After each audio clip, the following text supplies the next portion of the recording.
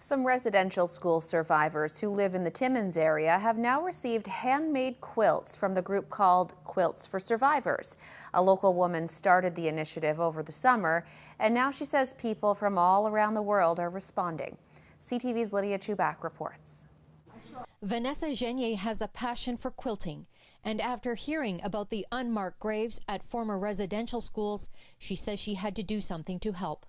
Genier is the founder of the nonprofit organization Quilts for Survivors. The original goal was to give out 18 blankets. But with the help of volunteers from around the country and from as far away as Australia and Norway, over 700 quilts have now been delivered to residential school survivors since July. They had no personal belongings that really were for them, and so we're honoring them by giving them a blanket. One survivor mentioned that they never had a warm enough blanket. They were always cold, and now we can honor them with these blankets. And in my culture, being from Missinabie Cree, that's how we've always honored our people, was with a blanket. 30 residential survivors who live in the Timmins area were given their own quilts.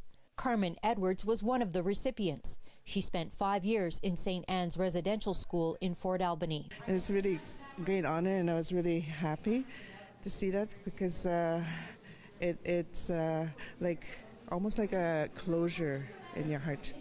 Mike Matatawabin is also a survivor and says he's pleased with this gesture.